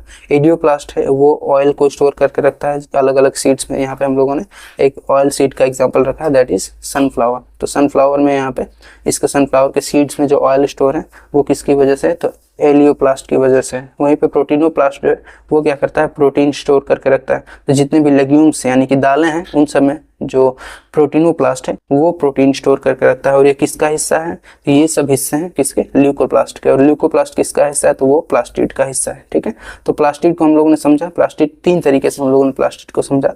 एक था ल्यूकोप्लास्ट, यानी कि अभी अभी जो हमने जिसको स्टडी किया, जिसमें हम लोग क्या देख रहे थे कि इसमें पिगमेंट नहीं होता है, और साथ ही साथ ये क्या करता है? तो फूड स्टोर करके रखता है। ठीक है, फूड स्टोर करके रखता है। ठीक, वहीं पे अगला देखा हम लोगों ने क्लोरोप्लास्ट। तो क्लोरोप्लास्ट में क्या था? ये क्लोरोफिल की मदद से फूड का फॉर्मेशन कर रहा था एक पौधे के अंदर। तो पौधे के अंदर फूड होता है, हालांकि इसमें पिगमेंट प्रेजेंट होता है क्या? तो पिगमेंट प्रेजेंट होता है। और पिगमेंट का कलर कैसा होता है? तो वो होता है ग्रीन। ठीक है, कहाँ पे पाया जाता है सबसे ज़्यादा? तो लीव्स में पाया जाता है। ठीक है, पत्तियों में पाया जाता है। वहीं पे जब हम बात करते हैं क्रोमोप्लास्ट की, तो क्रोमोप्लास्ट क्या है? तो ये कलर प्रोवाइड करता है। ठीक है, अलग अलग जो पौधे के प्लांट, अलग अलग जो पौधे के फ्रूट्स हैं, फ्लावर्स हैं, इन सब को जो कलर प्रोवाइड करने का काम करता है वो कौन करता है? तो वो करता है क्रोमोप्लास्ट। और इसके हम लोगों ने देखा कि ये प्लास्टिड, इसमें पिगमेंट पाया जाता है, तो पाया जाता है। इसमें हम लोगों ने विटामिन देखा, इसके साथ हम लोगों ने इसमें और भी अन्य छोटे छोटे पिगमेंट्स जैसे कि लाइकोपीन और कैरोटीन को देखा। इनकी वजह से क्या होता है कि अलग अलग कलर अलग अलग पौधों के जो प्लांट्स हैं उन सबको मिलता है। उसमें हम लोगों को फ्रूट्स में अलग अलग कलर देखने को मिलेंगे। गाजर और टमाटर का एग्जाम्पल हम लोगों ने देखा। तो ये अलग अलग कलर प्रोवाइड करने का काम किसका है? तो क्रोमोप्लास्ट का है। तो आई होप आपको प्लास्टिड समझ में आएगा। प्लास्टिड कितने तरह के? तीन तरह के, क्रोमोप्लास्ट, ल्यूकोप्लास्ट और क्लोरोप्लास्ट। तीनों का अलग अलग फंक्शन आप लोगों ने समझ लिया। पिगमेंट किस में प्रेजेंट नहीं होता है? तो वो होता है ल्यूकोप्लास्ट में प्रेजेंट नहीं होता है, जिसकी वजह से इसमें आपको कोई भी कलर दिखाई नहीं देगा, बल्कि ये सब एक नॉर्मल तरह से आपको दिखाई देंगे। ठीक है, वहीं पे जब हम बात करते हैं फ्रूट्स की और क्रोमोप्लास्ट की और क्लोरोप्लास्ट की, तो उन दोनों में पिगमेंट होता है। ठीक है, तो आई होप आपको प्लास्टिड समझ में आ गया होगा। अब आगे बढ़ते हैं और समझते हैं अगले ऑर्गेनल के बारे में, that is cilia and flagella. Cilia flagella को स्टार्ट करने से पहले ऐसा करते हैं, एक बार एक क्विक रिवीजन कर लेते हैं जो हम लोगों ने अब तक पढ़ा। तो सबसे पहला जो हम लोगों ने टॉपिक आज देखा, दैट वाज प्रोटोप्लाज्म। प्रोटोप्लाज्म को हिंदी में क्या कहते हैं? तो जीव द्रव्य। ठीक है, ये क्योंकि जीवन का द्रव्य क्यों इसे कहते हैं? क्योंकि ये क्या करता है कि जितने भी हमारे सेल है, सेल के अंदर जितने भी छोटे छोटे ऑर्गेनल्स हैं उनको फ्रिक्शन से अवॉइड करता है, उनको फ्रिक्शन से बचाता है, जिसकी वजह से ये सब आपस में स्मूथली फंक्शन कर पाते हैं, काम कर पाते हैं। इसके दो तरह होते हैं, दो इसके कैटेगराइजेशन हम लोगों ने देखा। पहला देखा कि साइटोप्लाज्म, और दूसरा जो था दैट वाज न्यूक्लियोप्लाज्म। ठीक, तो न्यूक्लियोप्लाज्म, साइटोप्लाज्म पूरी कोशिका के अंदर होता है सेल को छोड़ करके। ठीक है, तो सेल मेम्ब्रेन और न्यूक्लियस इन दोनों के बीच में जो एग्जिस्ट करता है वो है साइटोप्लाज्म। वहीं न्यूक्लियस के अंदर जो एग्जिस्ट करता है वो कौन है? तो वो है न्यूक्लियोप्लाज्म। ठीक है, अगला जो हम लोगों ने देखा organelles, that was cell wall. ठीक है, सेल वॉल में हम लोग क्या देखा कि ये कहाँ पे पाया जाएगा? तो ये प्लांट सेल्स में पाया जाएगा। ठीक है, प्लांट सेल्स में पाया जाता है सिर्फ। ठीक है, और इसका जो मेन मुख्य काम है वो क्या करता है कि सेफ्टी प्रोवाइड करना प्लांट सेल्स को, इसका जो मेन वर्क है वो। अगला हम लोगों ने देखा दैट वाज सेल मेम्ब्रेन। ठीक है, और सेल मेम्ब्रेन का जो इंपॉर्टेंट वर्क है अगेन सेल ये दोनों में पाया जाएगा, both plant cells plus animal cell, ठीक है, इन दोनों में पाया जाएगा। और ये कैसा होता है, तो ये सेमी परमिएबल होता है, ठीक है। सेमी परमिएबल मतलब कि इसमें से कुछ चीज़ें क्रॉस कर सकती हैं और कुछ चीज़ों को रोक देता है, क्रॉस नहीं होने देगा। इन दोनों में पाया जाता है, प्लांट सेल्स और एनिमल सेल्स, इन दोनों में प्रेजेंट होता है सेल मेम्ब्रेन, ठीक है। और ये क्या करता है, सेफ्टी प्रोवाइड करता है पूरे सेल को। आगे बढ़ते हैं और हम लोगों ने देखा अगला जो दैट वाज प्लास्टिड। प्लास्टिड को हम लोगों ने जब स्टडी किया तो हम लोगों ने देखा कि इसके 3 प्लास्ट हैं, एक है क्लोरोप्लास्ट, सेकेंड वाज क्रोमोप्लास्ट और थर्ड वाज ल्यूकोप्लास्ट, ठीक है। इन सब के अलग अलग फंक्शंस देखे हम लोगों ने। जैसे क्लोरोप्लास्ट का जो मेन वर्क है दैट वाज फोटोसिंथेसिस, जिसमें क्या करता है कि ये भोजन बनाता है, खाना बनाता है और फूड फॉर्मेशन होता है किसका, प्लांट का, ठीक है। वहीं पे क्रोमोप्लास्ट को जब हमने देखा तो क्रोमोप्लास्ट में बेसिकली क्या है, ये कलर प्रोवाइड करता है, ठीक है। किसको, तो अलग अलग जो हम लोगों ने देखा कि जैसे गाजर, टमाटर, बीटरूट, इन सबको ये कलर प्रोवाइड करने का काम किसका है, तो क्रोमोप्लास्ट का है। वहीं पे ल्यूकोप्लास्ट में हम लोगों ने देखा कि ये क्या करता है, तो फूड स्टोरेज का काम करता है, ठीक है, फूड स्टोरेज। फॉर एग्जांपल हम लोगों ने देखा कि ऑयल जो है वो वहाँ पे ऑयल स्टोर कैसे होता है, तो सीड्स में, ऑयल सीड्स में। फिर प्रोटीन स्टोर कैसे होता है, तो प्रोटीन दालों में स्टोर होता है। तो ये हमने एक क्विक रिवीजन कर लिया जो अभी हम लोगों ने स्टडी किया। अब आगे बढ़ते हैं और समझते हैं अगला जो है that is cilia and flagella. Cilia और फ्लैजेला क्या है, तो ये दोनों बेसिकली एक तरह के हेयर लाइक स्ट्रक्चर हैं, बालनुमा संरचना है जो पाई जाएगी आपके सेल के सरफेस के ऊपर। और ये बेसिकली मूवमेंट में हेल्प करता है, सेल को मूवमेंट में हेल्प करता है, उसको आगे बढ़ने में हेल्प करता है। साथ ही साथ कई ऐसे मटेरियल्स होते हैं जिनको मूवमेंट की जरूरत होती है हमारे बॉडी के अंदर, तो उनको फिर हेल्प करता है ये कौन, सीलिया और फ्लैजेला। दोनों कैसे होते हैं, तो हेयर लाइक स्ट्रक्चर, बाल जैसी संरचना होती है दोनों की। कैसे होते हैं, यहाँ पे आपको देखने को मिलेगा, एक सेल दिख रहा है, एक पैरामीशियम है, पैरामीशियम के ऊपर जो सीलिया के स्ट्रक्चर है वो आपको दिखाई देंगे। तो यहाँ पे छोटी छोटी जो बाल जैसी संरचना दिखाई दे रही है, तो दिस इज बेसिकली सीलिया। जो नंबर ऑफ हेयर्स यहाँ पे ज़्यादा दिख रहे हैं, ये क्या है, सीलिया। ये पहले तो इसी को मूवमेंट में हेल्प करेगी। जैसे पैरामीशियम है, इसको यदि खाना है कुछ, तो यहाँ पे मान लो कोई एक इसके लिए फूड है, तो ये क्या करेगा, ये जो हेयर्स हैं ये इसको आगे बढ़ाएंगे, इसको मूव कराएंगे और धीरे धीरे पूरा पैरामीशियम यहाँ पे आएगा और इसको खा जाएगा, इसको डाइजेस्ट कर जाएगा, ठीक है। तो ये मूवमेंट में सबसे पहला तो ये हेल्प करता है। साथ ही साथ कई चीज़ों को ट्रांसपोर्ट करने में, मटेरियल्स को अक्रॉस द सेल सरफेस भी हेल्प करता है ये सीलिया। फॉर एग्जांपल आपको देखने को मिलेगा कि हमारा जो ये ब्रोंकियोलिस होती हैं, हमारी जो लंग्स होता है, तो इन फेफड़ों के अंदर आपको देखने को मिलेगा कि जो छोटे छोटे कई माइक्रोब्स होते हैं। फॉर एग्जांपल जब हम लोग रोड पे बाइक राइड कर रहे होते हैं या फिर जब हम एक पोल्यूटेड एरिया से गुजर रहे होते हैं, तो वहाँ पे छोटे छोटे पार्टिकल्स जो होते हैं, डस्ट पार्टिकल्स, वो हमारे लंग्स के अंदर, फेफड़े के अंदर क्या होते हैं, आकर के सेट हो जाते हैं। और फिर ऐसे में हम लोगों को जब इनको बाहर निकालने की ज़रूरत होती है तो वहाँ पे हेल्प करता है सीलिया। आपको जब खांसी आती है ना, ठीक है, और बलगम फिर बाहर आता है, तो वहाँ पे वो उनको बाहर कौन लेके आया, ठीक है, हमारे फेफड़े में जो जमा हुआ था एक तरह का कचरा, उसको बाहर कौन लेके आया, तो उसको हेल्प करता है सीलिया। जैसे ही हम खांसते हैं तो वो बलगम के साथ पूरा कचरा बाहर निकलता है, और वो किसकी मदद से निकलता है, तो वो निकलता है सीलिया की मदद से। वहीं पे जब हम बात करेंगे फ्लैजेला की, तो फ्लैजेला जो है अगेन ये हेयर लाइक स्ट्रक्चर ही है। साथ ही आपको देखने को मिलेगा कि इसके अंदर जो हेयर की संख्या है वो कम होती है, कम से कम 1 से 8 इतने ही आपको हेयर्स दिखाई देंगे, बहुत ज़्यादा हेयर्स नहीं दिखाई देंगे सीलिया की तरह।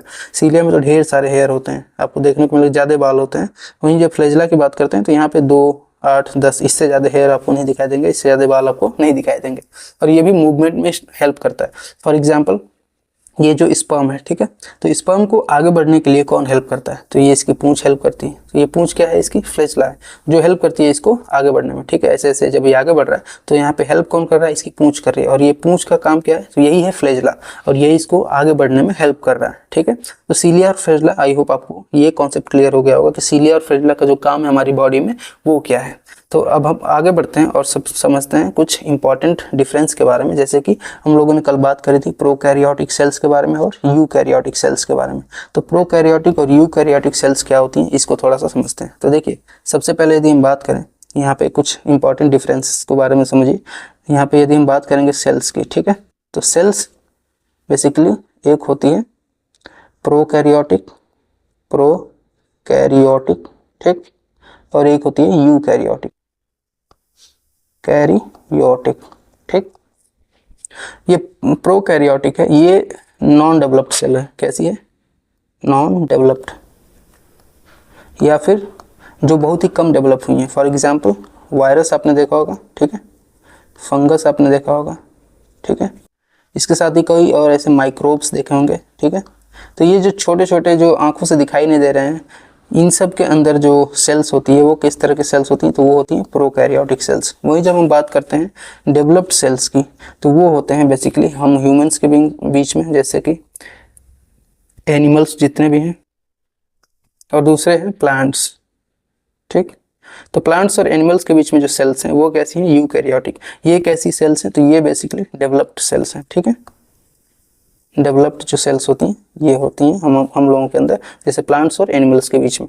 अब इसमें आपको ये चीज़ समझनी है कि जो एनिमल्स और प्लांट्स के बीच में ये जो दोनों सेल्स हैं, ये इनके बीच में डिफरेंस क्या है, प्रोकैरियोटिक और यूकैरियोटिक में क्या क्या डिफरेंसेस हैं।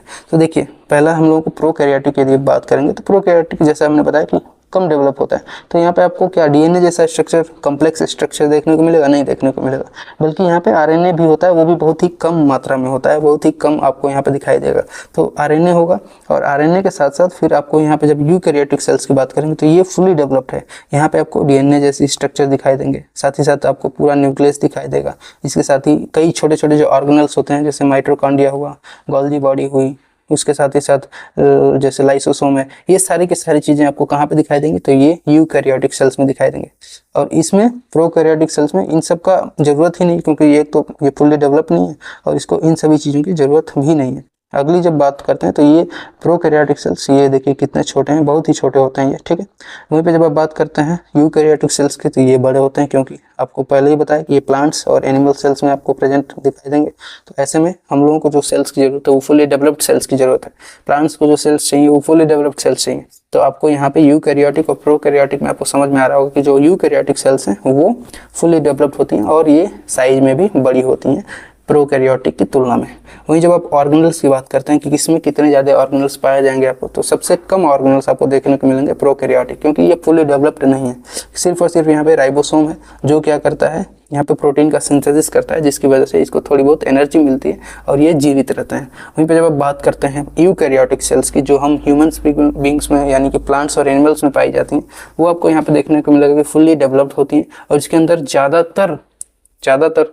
ज़्यादातर यहाँ पे ऑर्गेनल्स देखने को मिलेंगे। फॉर एग्जांपल माइटोकॉन्ड्रिया देखने को मिलेगा, endoplasmic reticulum, Golgi body, lysosome, centrosome, उसके साथ ही और बाकी जो बचे हुए जैसे न्यूक्लियोप्लाज्म, साइटोप्लाज्म, ये सारी की सारी चीज़ें आपको कहाँ पे दिखाई देंगी? तो यूकैरियोटिक सेल्स में दिखाई देंगे। क्यों दिखाई देंगी? क्योंकि ये फुल्ली डेवलप्ड है। इसके साथ ही जब आप बात करते हैं सेल डिवीजन की, तो बाइनरी फ्यूजन यानी कि एक सेल्स को ही तोड़ करके दूसरे सेल्स में, फॉर एग्जाम्पल ये एक पेरेंट सेल है, आगे ये क्या होगा कि कुछ इस तरह से हो जाएगा, ठीक है। अब फिर ये जब आगे आएगा तो ये कुछ इस तरह से दो पार्ट में बढ़ जाएगा, यानी कि पेरेंट सेल से ही दो सेल्स का निर्माण हो गया। जबकि जब हम बात करते हैं माइटोसिस और मेयोसिस की, तो यहाँ पे बेसिकली जैसे कि ह्यूमन बींग्स में होता है, तो ह्यूमन बींग्स में क्या होता है कि हम लोग जन्म देते हैं बच्चों को, ठीक है। यानी कि एक पर्सन है यहाँ पेरेंट है, तो वो खुद ही नहीं बढ़ रहा है। ऐसा नहीं कि इसका सर धड़ से अलग हो गया और वो फिर वहाँ से पूरी बॉडी जन्म ले, ऐसा नहीं है, बल्कि ये एक न्यू बेबी को जन्म देने की कैपेबिलिटी रखता है। वहीं पे जब आप बात करते हैं जैसे लिजर्ड है, ठीक है, तो लिजर्ड में भी आपने देखा होगा किस तरह से उसकी पूँछ जब कट जाती है तो वो पूँछ क्या होती है, फिर से एक नई पूँछ जम जाती है। तो इस तरह का जो रिप्रोडक्शन है, इस तरह का जो सेल डिवीजन है, वो किस में होता है? तो वो होता है यूकैरियोटिक सेल्स में, ठीक है। बल्कि जब हम बात करते हैं प्रोकैरियोटिक सेल्स की, तो यहाँ पे सिर्फ और सिर्फ बाइनरी फ्यूजन देखने को मिलेगा, यानी कि एक ही सेल है वो स्प्लिट होकर के नए नए सेल्स में बदल जाती है, ठीक है। और बाकी एग्जाम्पल्स हम लोगों ने इसके देखे कि जो बैक्टीरियाज हैं और छोटे छोटे जो कोलीज हैं, मतलब कि जो आंखों से नहीं दिखने वाली चीज़ें हैं, वो उनके अंदर सेल्स किस तरह की होगी? तो प्रोकैरियोटिक होगी। वहीं पे जब हम बात करते हैं एनिमल सेल्स की, तो एनिमल सेल्स और प्लांट सेल्स, इन सब में सबसे ज़्यादा डेवलप्ड सेल्स आपको देखने को मिलेंगे, दैट इज़ यूकैरियोटिक। तो हम लोगों ने प्रोकैरियोटिक सेल्स और यूकैरियोटिक सेल्स, इनके बीच में डिफरेंस को समझ लिया। अब आगे बढ़ते हैं और समझते हैं प्लांट सेल्स और एनिमल सेल्स, इनके बीच में जो डिफरेंस होता है इसके बारे में। अब प्लांट सेल्स और एनिमल सेल्स भी तो डिफरेंस होती हैं, इनके बीच में भी तो अंतर है, तो बिल्कुल है। क्या क्या अंतर? तो सबसे पहले यहाँ पे आप देखिए जो प्लांट सेल्स हैं, ठीक है, सबसे पहले कॉमन चीज़ों को समझ लेते हैं कि किसमें क्या क्या चीज़ें प्रेजेंट होती हैं। तो देखिए एनर्जी दोनों को चाहिए, ठीक है, तो पावर हाउस हम लोग किसको कहते हैं? माइटोकॉन्ड्रिया को कहते हैं। माइटोकॉन्ड्रिया प्रेजेंट होगा किसमें? दोनों में। एनिमल सेल्स की बात करेंगे या प्लांट सेल्स की बात करेंगे, दोनों में प्रेजेंट होगा माइटोकॉन्ड्रिया, ठीक है। वहीं पे जब बात करेंगे सेल मेम्ब्रेन की, जो कि सुरक्षा प्रदान करता है सेल को, तो वो भी प्रेजेंट होगा किसमें? प्लांट सेल्स और एनिमल सेल्स दोनों में प्रेजेंट है, ठीक है। वहीं पे बात करेंगे जब इंडोप्लाज्मिक रेटिकुलम की, यानी कि इंटरनल स्ट्रक्चर ऑफ सेल्स, तो वो भी प्रेजेंट होगा किसमें? प्लांट सेल्स और एनिमल सेल्स, इन दोनों में प्रेजेंट होगा। आगे जब बात करेंगे राइबोसोम की, जो क्या करता है? प्रोटीन का सिंथेसिस करता है, स्पेशली जो 80S है, 70S के बारे में हम लोगों ने देखा था कि वो किसमें होता है? प्रोकैरियोटिक सेल्स में। और जो यूकैरियोटिक सेल्स हम लोगों ने देखा कि प्लांट और एनिमल सेल्स ये दोनों कैसी हैं? यूकैरियोटिक सेल्स हैं। और यूकैरियोटिक सेल्स में कौन सा राइबोसोम होगा? 80S ribosome. तो 80S राइबोसोम आपको दोनों में देखने को मिलेगा, जो क्या करता है? प्रोटीन का सिंथेसिस करता है। आगे जब बढ़ते हैं तो हम लोग को देखने को मिलता है गोल्जी बॉडी, जो क्या करता है? एनर्जी को ट्रांसफर करता है एक स्थान से दूसरे स्थान तक। तो गोल्जी बॉडी भी देखने को मिलेगा दोनों सेल्स में, प्लांट सेल्स हो या फिर एनिमल सेल्स हो, इन दोनों में देखने को मिलेगा। वहीं पे जब बात करेंगे न्यूक्लियस की, तो न्यूक्लियस ऑब्वियस है दोनों में होता है। फॉर एग्जांपल न्यूक्लियस के अंदर क्या होता है? तो डीएनए, ठीक है, और डीएनए के अंदर क्या होता है? तो इसके अंदर हमारा जो इन्फॉर्मेशन है, जेनेटिक इन्फॉर्मेशन, ठीक है, ये स्टोर रहता है। जेनेटिक इन्फो किसके अंदर? डीएनए के अंदर। इसीलिए अगर आप आम का पौधा लगाते हैं, ठीक है, यदि आप मैंगो लगाते हैं, ठीक है, तो मैंगो से आपको फिर मैंगो ही मिलेगा, ठीक है। ऐसा नहीं कि मैंगो का पौधा लगाया तो मैंगो से आपको लीची मिल रहा है, ऐसा कुछ नहीं होगा। ये जेनेटिक इन्फॉर्मेशन कहाँ पे स्टोर है? तो वो न्यूक्लियस के अंदर जो डीएनए है उसके अंदर स्टोर है कि कोई फल है वो कैसा फल देगा। तो जो भी फ्रूट है, जिस चीज़ का पौधा लगा रहे हैं, उसकी इन्फॉर्मेशन स्टोर होती है उसके डीएनए में, और उसी डीएनए से फिर क्या होता है, इसमें जब हम बदलाव करते हैं, छेड़छाड़ करते हैं, तो वो क्या होता है? जीन ट्रांसप्लांटेशन या जीन इंजीनियरिंग कहलाती है। वो हम लोग आगे फर्दर पढ़ेंगे जब हम एप्लीकेशन की स्टडी कर रहे होंगे, मेंस के लिए जब पढ़ेंगे तो वहाँ पे हम लोग कुछ जीन थ्योरी पढ़ेंगे कि जीन में कैसे जीन इंजीनियरिंग होती है, प्लांट्स के जीन को चेंज किया जाता है, वो हम लोग आगे देखेंगे। यहाँ पे सिर्फ और सिर्फ हम लोग बेसिक अभी समझ रहे हैं कि न्यूक्लियस के अंदर जो होता है जीन होता है, जीन यानी कि डीएनए होता है, और डीएनए में जब चेंजेस करते हैं तो प्लांट्स के जो नेचर है उसमें चेंज आ जाती है। वहीं पे जब बात करेंगे सेंट्रोसोम की, यानी सेल डिवीजन का काम कौन करता है? सेंट्रोसोम करता है। तो सेंट्रोसोम दोनों में प्रेजेंट है, चाहे वो सीलिया हो, चाहे वो एनिमल सेल्स हो या फिर प्लांट सेल्स हो, इन दोनों में सेंट्रोसोम आपको दिखाई देगा, ठीक है। तो ये हमने कॉमन चीज़ें देख ली जो कि इन दोनों में प्रेजेंट है, चाहे प्लांट सेल्स की बात हो या फिर एनिमल सेल्स की बात हो। वहीं पे जब बात करेंगे एनिमल सेल्स की, ठीक है, कि सिर्फ और सिर्फ एनिमल सेल्स में क्या क्या प्रेजेंट होता है, तो यहाँ पे हम लोग को देखने को मिलेगा कि जो एनिमल सेल्स होती हैं वो किस तरह से डिफरेंट है प्लांट सेल्स से। तो ये बेसिकली स्मॉल होती हैं, छोटी छोटी होती हैं। जब हम बात करते हैं प्लांट सेल्स की, तो प्लांट सेल्स साइज में बड़े होते हैं, किसकी तुलना में? तो एनिमल सेल्स की तुलना में साइज में प्लांट सेल्स बड़े होते हैं। वहीं पे जब हम बात करते हैं तो प्लांट सेल्स की, तो plant cells basically circular in the nature, यानी कि गोल होते हैं प्लांट सेल्स, ठीक है। वहीं पे जब हम बात करते हैं एनिमल सेल्स की, तो वो किस तरह के होते हैं? या तो रेक्टेंगुलर होते हैं या पेंटागन होते हैं। यहाँ पे आप एग्जाम्पल में देख सकते हो, यहाँ पे आपको एक प्लांट सेल का एग्जाम्पल देखने को मिलेगा। ये प्लांट सेल है, ठीक है, और ये आपको कैसा दिखाई दे रहा है? तो ये हेक्सागोनल टाइप दिखाई दे रहा है, ठीक है। तो पेंटागोनल या हेक्सागोनल या इवन कई बार आपको स्क्वायर जैसे ये दिखाई देंगे, ठीक है, रेक्टेंगुलर की तरह इसको दिखाई देंगे। वहीं पे जब हम बात करते हैं एनिमल सेल्स की, तो एनिमल सेल्स आपको कैसे? कुछ इस तरह से ये दिखाई देंगे आपको, बिल्कुल सर्कुलर, ये दिख रहे हैं एकदम सर्कल की तरह। जब हम प्लांट सेल्स की बात कर रहे थे तो प्लांट सेल्स किस तरह के थे? तो वो हेक्सागोनल थे या फिर वो रेक्टेंगुलर होते हैं। वहीं पे जब हम बात कर रहे थे एनिमल सेल्स की, तो वो कैसी थी? तो वो एकदम सर्कुलर थी। तो ये जो अगला इंपॉर्टेंट डिफरेंस है कि एक होती है एनिमल सेल्स, वो होती है सर्कुलर। वहीं पे जब हम बात कर रहे हैं प्लांट सेल्स की, तो वो होती है रेक्टेंगुलर या फिर हेक्सागोनल। वहीं पे अगला जो इंपॉर्टेंट डिफरेंस है दैट इज कि वैक्यूल्स जो होता है, जो वाटर एब्सॉर्ब करके रखता है, न्यूट्रिएंट्स एब्सॉर्ब करके रखता है, वो क्या होता है? छोटा होता है। किसमें? एनिमल सेल्स में। जबकि हम बात करते हैं जब प्लांट सेल्स की, तो उसमें वैक्यूल्स जो हैं वो बड़े होते हैं, क्योंकि इनको वाटर की एब्जॉर्प्शन ज़्यादा करनी होती है। इसकी वजह से इस सेल्स में वाटर के लिए वैक्यूल्स का जो साइज होता है वो काफ़ी बड़ा होता है प्लांट सेल्स की एनिमल सेल्स की तुलना में, ठीक है। अगला जो इंपॉर्टेंट डिफरेंस हम लोगों ने देखा कि सीलिया, फ्लैजेला और लाइसोसोम, ये तीनों के तीनों आपको कहाँ पे देखने को मिलेंगे? तो ये आपको देखने को मिलेंगे एनिमल सेल्स के अंदर, ठीक है। वहीं पे जब हम बात करते हैं प्लांट सेल्स की, तो इसमें आपको अलग से तीन चीज़ें देखने को मिलेंगी, वो है सेल वॉल, प्लास्टिड और क्लोरोप्लास्ट। ये प्लास्टिड का ही एक पार्ट है क्लोरोप्लास्ट, बट ये कई बार क्वेश्चन में पूछा जाता है तो इसलिए मैंने इसको यहाँ पे बाहर अलग से रख रखा है, ठीक है। तो प्लास्टिड मतलब क्लोरोप्लास्ट की बात करें, हम लोगों ने देखा था कि प्लास्टिड 3 तरह का होता है, क्लोरोप्लास्ट, क्रोमोप्लास्ट और ल्यूकोप्लास्ट। तो यहाँ पे प्लास्टिड आपको अलग से मैंने इसलिए रखा है क्योंकि ये बहुत ही ज़्यादा पूछा जाता है प्रश्नों में, ठीक है। प्लांट सेल्स इज डिफाइंड, उसके बाद ये दे देगा कि ये मौजूद होता है प्लांट सेल्स में क्लोरोप्लास्ट, तो इसलिए मैंने इसको बाहर रखा है कि आपको ये ध्यान में रहे, ठीक है। सीलिया और फ्लैजेला, सीलिया फ्लैजेला के बारे में हमने देखा कि ये क्या करता है, मूवमेंट में हेल्प करता है। क्या प्लांट सेल्स मूव करती है? नहीं, प्लांट एक जगह खड़ा है तो वहीं पे खड़ा रहेगा, यहाँ से कहीं मूवमेंट नहीं करना है इसको। जबकि सीलिया और फ्लैजेला हम लोगों ने देखा कि ये क्या करते हैं, मूवमेंट में हेल्प करते हैं, सेल्स को एक स्थान से दूसरे स्थान में या फिर किसी चीज़ को ट्रांसपोर्ट करनी होती है उसको भी ये लोग हेल्प करते हैं ट्रांसपोर्ट कराने में। वहीं लाइसोसोम का क्या काम था, तो लाइसोसोम बेसिकली डेड सेल को खत्म करता है, मार के खत्म कर देता है।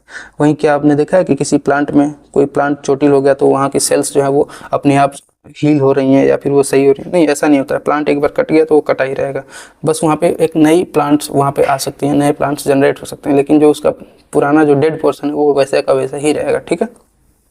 लेकिन जो ह्यूमन बींग्स हैं, यदि उसको चोट लगती है तो वो चीज़ें क्या होती हैं, धीरे धीरे रिकवर करती हैं, सही होती हैं। जैसे कि हमारी स्किन यदि कट जाए तो स्किन क्या होती है, धीरे धीरे अपने आप को रिकवर करेगी और फिर सही हो जाती है। जबकि ऐसा पेड़ों में नहीं है, वो क्या होते हैं, नॉर्मली उनके अंदर लाइसोसोम नहीं होता है, जबकि एनिमल सेल्स के अंदर लाइसोसोम होता है।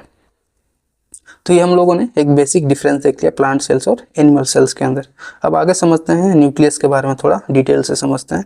यहाँ पे आपको देखने को मिलेगा कि न्यूक्लियस की जो फादर है या न्यूक्लियस को जो उन्होंने खोजा था, तो इनका नाम क्या था, तो इनका नाम था रॉबर्ट ब्राउन, ठीक है। तो रॉबर्ट ब्राउन ने क्या करी थी, तो इन्होंने न्यूक्लियस के बारे में सबसे पहले खोजा था और सबसे पहले इन्होंने इन्फॉर्मेशन प्रोवाइड करी थी न्यूक्लियस के बारे में। न्यूक्लियस क्या होता है, तो न्यूक्लियस बेसिकली एक सेल के बीच वाला जो हिस्सा है, सेल होता है, हम लोगों ने सेल के बारे में देखा था, सेल के अंदर एक बीच में न्यूक्लियस होता है, ठीक है। न्यूक्लियस क्या करता है, तो न्यूक्लियस बेसिकली जेनेटिक इन्फॉर्मेशन को अपने अंदर स्टोर करके रखता है। हम लोगों ने अभी जस्ट पहले ही बात करी कि डीएनए का जो स्ट्रक्चर है वो कहाँ पे स्टोर रहता है, तो हमारे जेनेटिक इन्फॉर्मेशन यानी कि डीएनए या फिर न्यूक्लियस के अंदर स्टोर रहता है, ठीक है। तो सेल, एक सेल के अंदर न्यूक्लियस और न्यूक्लियस के अंदर डीएनए, ठीक है। तो डीएनए किसके अंदर स्टोर रहता है, सेल के अंदर। आप यहाँ पे यदि इसका और भी एलेबोरेट रूप देखना चाहें तो देखिए, ये क्या है, न्यूक्लियस है, ठीक है। इस न्यूक्लियस के अंदर आपको यहाँ पे पूरे सेल के अंदर यहाँ पे आपको न्यूक्लियस का एक पार्ट दिख रहा है। यदि आप इसी को जूम आउट करेंगे तो यहाँ पे आपको देखने को मिलेगा क्रोमोसोम, ठीक है। क्रोमोसोम बोलते हैं इसको। ये हम लोगों के अंदर कितने होते हैं, तो ये हम लोगों के अंदर 23 पेयर्स में होते हैं, ठीक है। कितने होते हैं, 23 पेयर्स, ठीक है। पेयर्स बोले तो 23 को जब डबल करेंगे तो यानी एक एक सिंगल की बात होगी, 46 की बात होगी। यहाँ पे पेयर्स की जब बात करते हैं तो ये कितने पेयर्स में होते हैं, 23 यानी 23 जोड़े में होते हैं हमारे अंदर क्रोमोसोम, ठीक है। और क्रोमोसोम की खोज किसने करी थी, तो क्रोमोसोम की खोज करी थी वाल्डेयर ने, ठीक है, वाल्डेयर, ठीक है। यहाँ पे आप इनकी इमेज देख सकते हैं, ये है वाल्डेयर। तो वाल्डेयर ने किसकी खोज करी, इन्होंने खोज करी क्रोमोसोम की। वहीं पे जब बात करते हैं न्यूक्लियस की, तो इसकी खोज किसने की, तो रॉबर्ट ब्राउन ने करी थी, ठीक है। अब आगे बढ़ते हैं। इसी क्रोमोसोम को जब आप देखोगे तो इसके अंदर एक और आपको स्ट्रक्चर दिखाई दे रही होगी कुछ इस तरह की, ठीक है। इसी को जब आप और थोड़ा सा खींचोगे, बाहर निकालोगे, तो ये कुछ इस तरह का दिखाई देगा आपको, यानी कि यहाँ पे आपको देखने को मिलेगा डीएनए। डीएनए का फुल फॉर्म क्या होता है, तो डीऑक्सी राइबो न्यूक्लिक एसिड, ठीक है। डीएनए का क्या फुल फॉर्म, तो डीऑक्सी राइबो न्यूक्लिक एसिड। और इसका सबसे पहले मॉडल और स्ट्रक्चर किसने तैयार किया था, तो ये दो बंधु यहाँ पे दिखाई दे रहे हैं, दोनों साइंटिस्ट हैं। एक का नाम है वाटसन और एक का नाम है क्रिक। तो वाटसन एंड क्रिक, इन दोनों ने किसका मॉडल दिया, तो इन दोनों ने डीएनए का मॉडल दिया कि डीएनए कैसा होता है, तो डबल हेलिक्स होता है। कैसा होता है, डबल हेलिक्स, डबल हेलिक्स, ठीक है। यहाँ पे आपको देखने को मिलेगा कि एक ऐसे गया है, फिर दूसरा ऐसे गया, तो इन दोनों के बीच में आपको देखने को मिलेगा कि डबल हेलिक्स स्ट्रक्चर दिखाई दे रहा है, तैयार हुआ। तो ये स्ट्रक्चर सबसे पहले किसने बोला था कि ऐसा होता है, तो ये स्ट्रक्चर सबसे पहले बताया था वाटसन एंड क्रिक ने। फिर आगे जब बढ़ते हैं, इसी डीएनए को थोड़ा और ब्रेक करेंगे, थोड़ा और तोड़ेंगे, तो आपको इसको, ये जो बीच वाला पोर्शन है, तो इसको जब आप तोड़ेंगे तो यहाँ पे और भी ज़्यादा टूटेगा और ये फिर आपको एक अलग संरचना को स्टार्ट करेगा, स्टडी के लिए देखने को मिलेगा। उसको हम लोग कहते हैं जीन, ZEN या फिर GENE। तो जीन क्या होता है, तो जीन बेसिकली इसी के अंदर देखने को मिलता है किसके अंदर, तो डीएनए के अंदर। डीएनए किससे मिलकर के बना हुआ, तो डीएनए बेसिकली जीन्स से मिलकर बना हुआ है। किससे मिलकर बना हुआ है, तो जीन से मिलकर बना हुआ है। छोटे छोटे जो जीन होते हैं, ठीक है, जीन बेसिकली ये होता है ओरिजिनल इंफॉर्मेशन स्टोर करने वाला। तो ओरिजिनल जो हम लोगों की जो जेनेटिक इंफॉर्मेशन है वो कहाँ पे स्टोर होती है, तो वो जीन के ऊपर स्टोर होती है। इसी से हम लोग का डिसाइड होगा कि लड़का है कि लड़की है। ये सारे जो स्ट्रक्चर हैं वो कहाँ पे इंफॉर्मेशन स्टोर रहती है, तो वो होती है जीन के ऊपर, ठीक है। इसीलिए आप लोगों ने देखा होगा कि हम लोग कहते हैं जेंडर। जेंडर ये कहाँ से आया हुआ, तो ये बेसिकली जीन से ही बना हुआ है, GN, ठीक है। जीन को ही आप जब इसको ER लगाते हो जेंडर, तो ये बनता है यहाँ पे जेंडर, ठीक है। ये कहाँ से ओरिजिन होती है जेंडर शब्द की, तो वो होती है जीन से। और जीन का मतलब क्या है, तो यहाँ पे बेसिकली इंफॉर्मेशन स्टोर्ड है। किस तरह की इंफॉर्मेशन स्टोर्ड है, तो हमारी जो पूरा बॉडी का स्ट्रक्चर है, यानी कि यदि मेरे पास 5 उंगलियां हैं, 2 आँख हैं, 2 कान हैं, नाक है, एक मुंह है, ये सारा कहाँ पे लिखा हुआ है, तो ये लिखा होता है इसी जीन के ऊपर, ठीक है। और जीन के ऊपर जो चीज़ें जितनी भी इंफॉर्मेशन स्टोर होती हैं ये पास ऑन होती हैं कहाँ पे, तो हमारी आने वाली पीढ़ियों में। यानी कि यदि एक बाप है तो इनके बेटे के अंदर इनके जो फिजिकल जो क्वालिटीज़ हैं, फिजिकल जो गुण हैं, वो क्या होंगे, पूरे के पूरे ओवरलैप होंगे, ट्रांसफर होते हैं। ऐसे में आपको देखने को मिलेगा कि यदि इसके अंदर कोई छेड़छाड़ किया जाए तो उसको हम लोग कहते हैं डिज़ाइनर बेबी। यानी कि कैसा बच्चा चाहिए आपको, उसके बाल कैसे चाहिए, उसकी आंखें किस रंग की चाहिए। यदि इसमें आप चेंजेस करोगे, डीएनए के अंदर जीन में जाकर के चेंजेस करोगे, तो उस बेबी का स्ट्रक्चर भी चेंज हो जाएगा। आप चाहते हो कि इसके बाल रंगीन हो या फिर ब्लू रंग के हो या नीले रंग के हो, तो आप यहाँ पे इसकी इन्फॉर्मेशन चेंज कर सकते हो। लेकिन ये क्या है, बैन है इंडिया के अंदर, आप नहीं कर सकते, पूरे वर्ल्ड के अंदर नहीं कर सकते, क्योंकि ह्यूमैनिटी पे इस पर क्या इम्पैक्ट पड़ेगा हम लोगों को ये चीज़ नहीं पता है। और ऐसे में ये चीज़ें बैंड है कि हम लोगों को जीन के अंदर जाकर के ह्यूमन जीनोम्स के साथ कोई खिलवाड़ नहीं करना है। जेनेटिक इंजीनियरिंग आप कर सकते हो, किसी की बीमारी है उसको समझने के लिए और रिसर्च पर्पस के लिए कर सकते हो, लेकिन इसमें आप डिज़ाइन करने के लिए, जो डिज़ाइनर बेबी का कॉन्सेप्ट है जो हम लोग अगेन मेंस के लिए पढ़ेंगे, तो उसमें आप कोई चीज़ छेड़छाड़ नहीं कर सकते। तो जेनेटिक को हम लोगों ने यहाँ पे समझ लिया कि न्यूक्लियस होता है सबसे पहले, ठीक है। न्यूक्लियस में क्या होते हैं, तो क्रोमोसोम होते हैं। क्रोमोसोम को किसने खोजा था, तो क्रोमोसोम की खोज की थी हम लोगों के जो वाल्डेयर हैं उन्होंने। न्यूक्लियस की खोज किसने करी थी, तो ये है रॉबर्ट ब्राउन। वहीं पे डीएनए का मॉडल किसने दिया था, डबल हेलिक्स वाला, तो वो है वाटसन एंड क्रिक। वहीं पे जीन की खोज किसने करी थी, जीन की खोज करी थी जोहान्सबर्ग ने, ठीक है। तो ये इनके नाम याद रखिएगा, इनके एसोसिएटेड जो नेम है वो पूछता है परीक्षाओं में, आपको नाम याद रखना है। पहले कौन है, रॉबर्ट ब्राउन, दूसरे कौन है, वाल्डेयर, तीसरे कौन है, वाटसन एंड क्रिक, इन लोगों ने इसका मॉडल दिया था। और चौथे जो है वो जोहान्सबर्ग है। तो जोहान्सबर्ग ने जीन का मॉडल दिया था, जीन का मॉडल। डीएनए का मॉडल किसने दिया था, डबल हेलिक्स वाला, वाटसन एंड क्रिक ने दिया था। वहीं पे क्रोमोसोम का मॉडल किसने दिया था, तो क्रोमोसोम का मॉडल दिया था वाल्डेयर ने। और रॉबर्ट ब्राउन ने न्यूक्लियस के बारे में बताया था। तो ये आई होप आपको ये सारी चीज़ें अब तक की समझ में आई होंगी। मिलेंगे अगले क्लास में, तब तक के लिए जय हिंद।